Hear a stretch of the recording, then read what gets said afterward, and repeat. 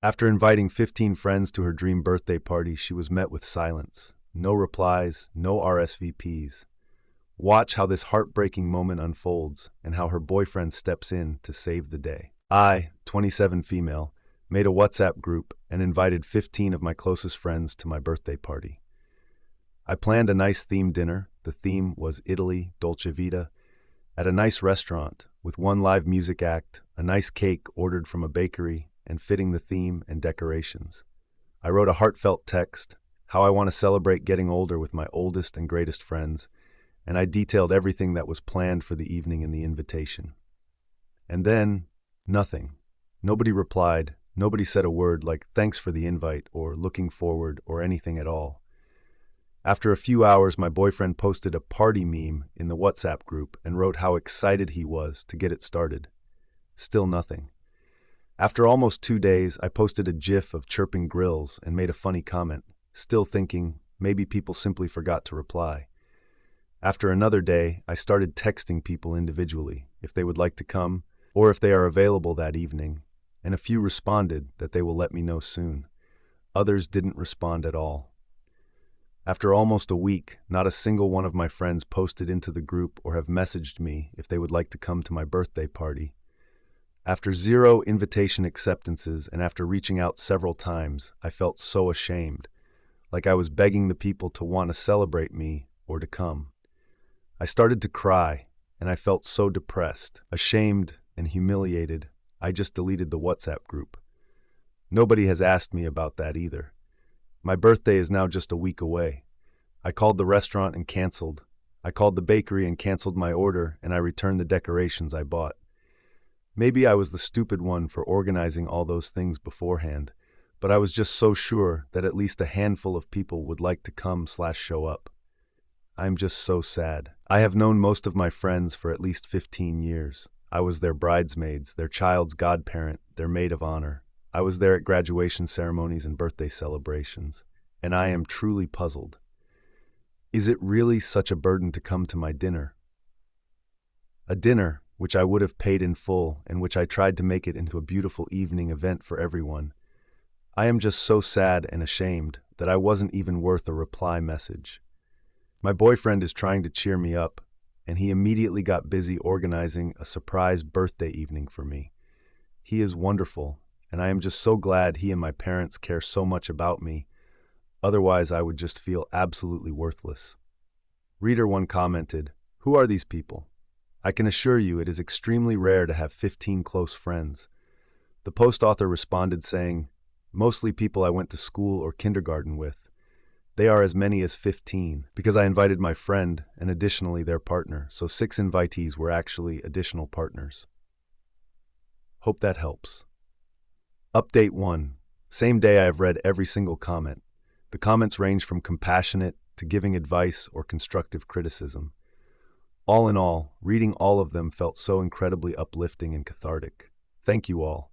I will continue reading and answering as much as I can and give you any updates. To the people believing I will get a surprise party, I really won't.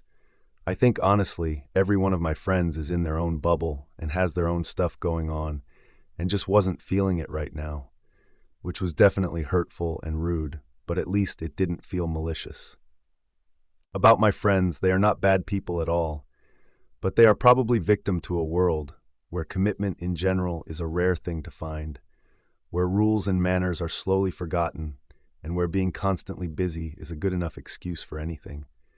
I found it rude, but I will not confront them, but rather distance myself. They are my friends because in times of crisis they were there for me and we share many good memories. However, as many pointed out, you do grow apart and this behavior might be a result of that. I talked to my boyfriend a lot and showed him some of the responses and he was very reassuring. He told me the fact that I cared so much, that I always try to do things with love and care. That is one of the things he appreciates and loves most about me, and he never wants me to give that up. I also reflected on me and my character, and I will try and do better myself, as I also sometimes forgot to reply to a text or canceled a lunch last minute. I will try to put the behavior out there that I would like to receive.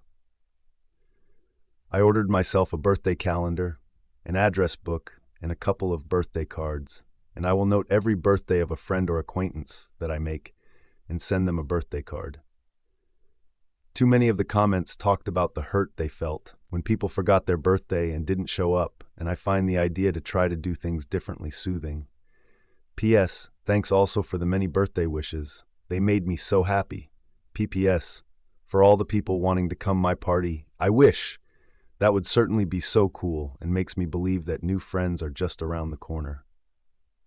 A reader replied, hard disagree with the majority here. OP, you are 27. That's well beyond being a child and well beyond expecting anyone to care about your birthday. Like, did you attend 15 birthday parties each year for all of these people? You probably did not. Or at least you can sympathize with people who are like, hey, we're in our 20s now. We've all got jobs and chores to do. Can't we just simply hang out? The older you get, the more you need to stop thinking only about yourself. What do other people want to do that you like doing? Maybe next time arrange something that people would mutually like to do, rather than a vanity celebration for something you should have grown out of 20 years earlier. The post author responded saying, this comment is quite unfriendly, but I still appreciate that you took the time to comment. Update 2. Next day, I followed the advice of basically everyone and asked a few of them what happened and why I wasn't even granted a reply or reaction, especially when I kindly asked all of them to RSVP until a certain date. To all the optimistic people, I have to disappoint you. There wasn't a surprise party planned. Also, all of them use WhatsApp regularly, and all of them saw the invites. The group messages were ticked blue. Now for their responses, explanations. 4 of them had possible alternative plans and couldn't decide if they wanted to go to my party or to commit to the other plans, so they just didn't want to say anything until they decided on something. 2 girlfriends didn't have confirmation if their partner could attend or not, so again they just didn't say anything, because they didn't know yet. All the partners were included in the group chat though. One said she wasn't feeling too well lately and wanted to decide spontaneously to come. One had a valid excuse, since she tried to find childcare for her 6-month-old child all week long. She is the only one with a child and she actually found childcare, so we will do something with her and her husband. I told all of them how it made me feel, that it was rude and that it made me cry and feel unwanted. I also told them that it is their loss, because if they don't appreciate me organizing nice events and evenings, this is not the first time I had issues like this. There simply won't be any for them to attend in the future. They all admitted that their behavior was rude and unfriendly and were apologetic and told me they are sorry. One friend said he really messed up, and after he saw I deleted the group, he felt pretty bad and wanted to approach me anyways. It is not ideal, but it is something. I will not cut them out as suggested by many. I talked to them, I expressed my hurt, and I will give them the opportunity to learn from their mistakes and to grow. They are flaky in a society that accepts flaky and non-committal behavior. They are human and faulty, and I am also not a perfect human who does behave ideal all the time. I know that this answer may disappoint some. I will, however, make room in my life for people who are more reliable and who would be appreciative and enthusiastic about theme parties and will not rely too much on my current friends. All your messages were so uplifting and nice, and I honestly feel a lot better now, and I am starting to look forward to my birthday again. I feel also incredibly optimistic that I will find like-minded people and friends in the future, and I won't give up. I will throw nice parties and dinners again, and I just have hope in my heart that my friends will have changed a bit, and I will also have made new, great friends by then. Thanks a lot again to everyone. P.S. To everyone telling me about their bad experiences, their birthday parties, where nobody attended and the moments they felt lonely. I feel so sad for you and with you, and wish for every single one of you to find people who love and appreciate you. You all help me to feel less ashamed and less alone. A reader said, "Go to bed, Liz." This is absolutely brutal. They could have at least said something instead of outright ignoring her. My heart goes out to her. I can't imagine how painful that was. Another one said, "Right, I am suspicious of most of their excuses when actually confronted." Suddenly, they all had seemingly reasonable reasons but were incapable of communicating them in a timely manner. These are not teenagers. They are either extremely fucked up with regular social manners or malicious, someone else said.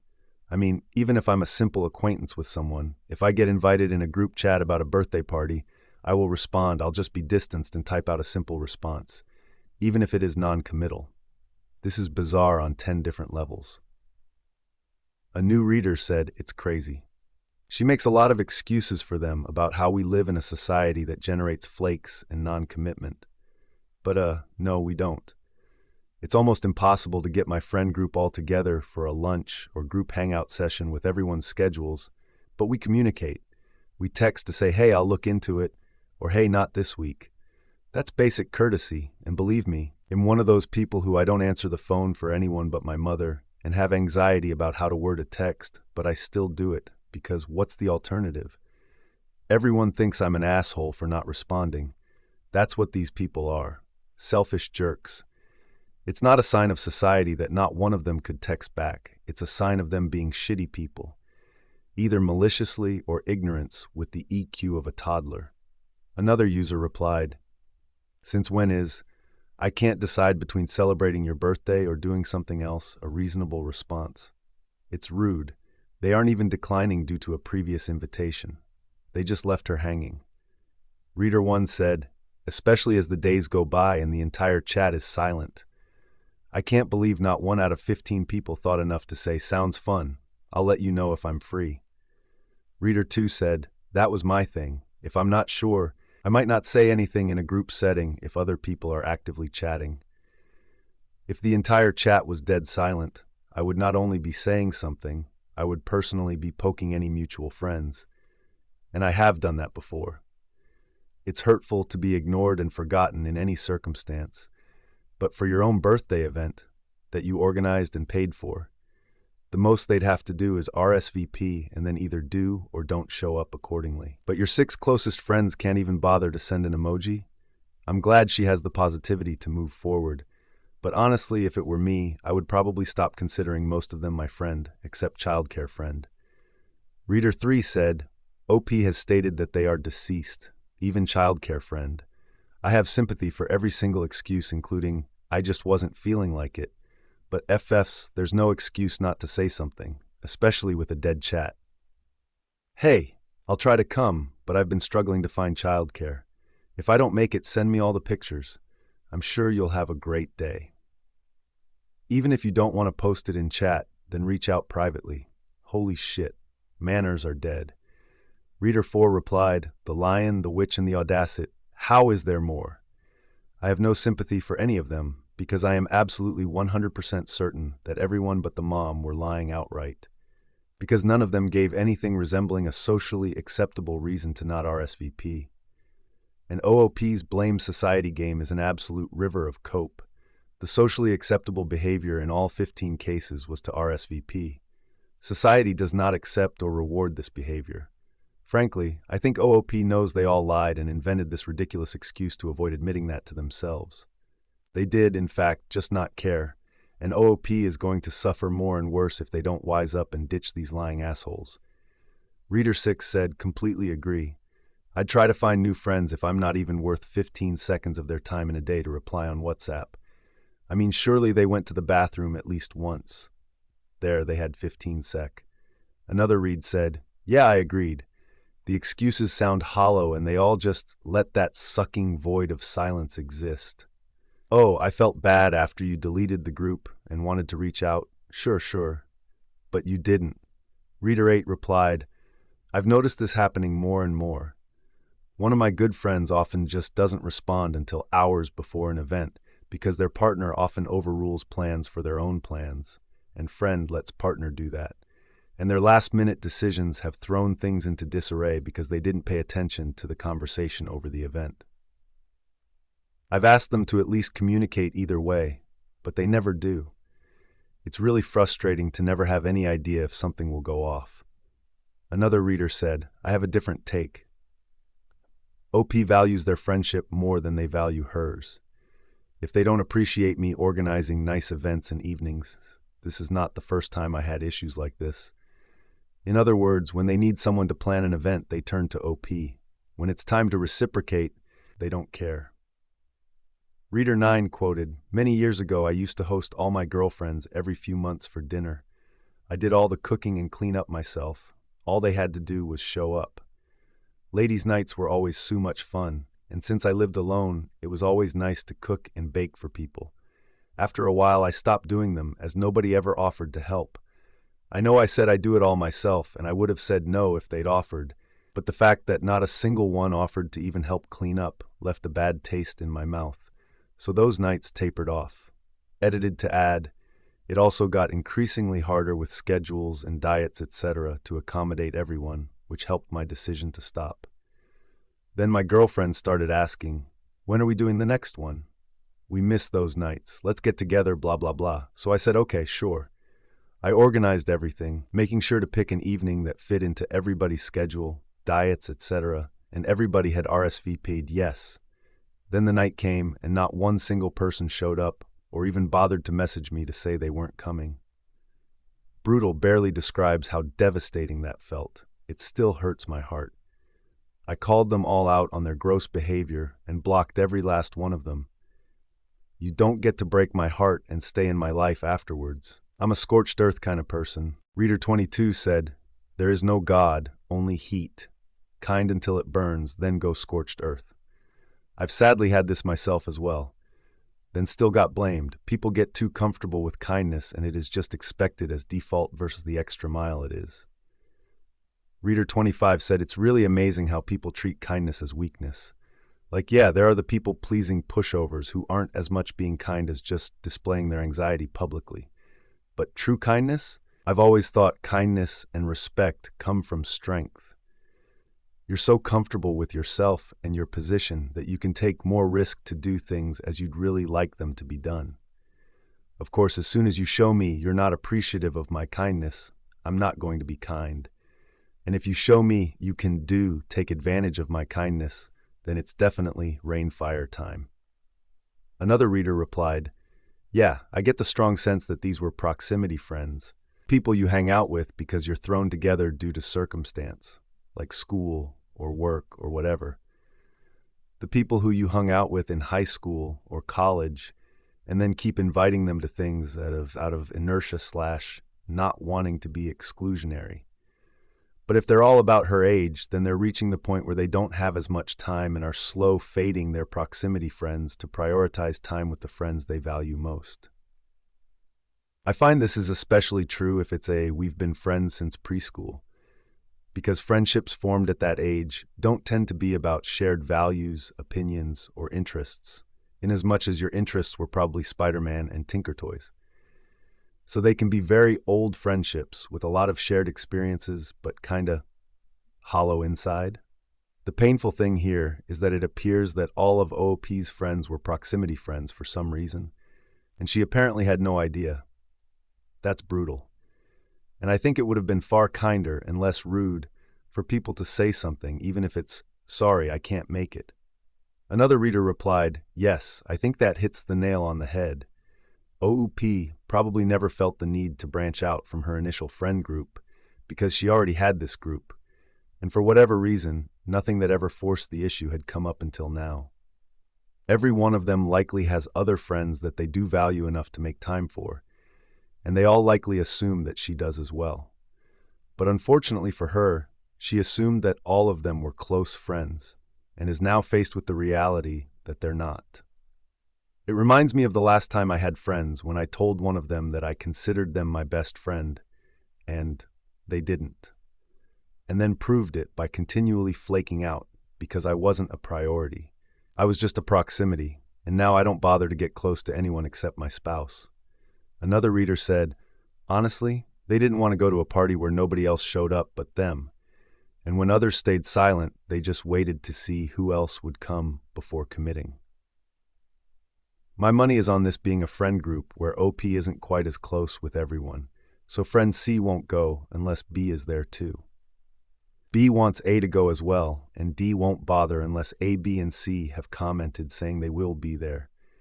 They will hang out with other friends and invite OP, but when it's just OP and none of the others, they CBA. Just a theory, of course, but it would explain why she's a bridesmaid, yet they are quiet now.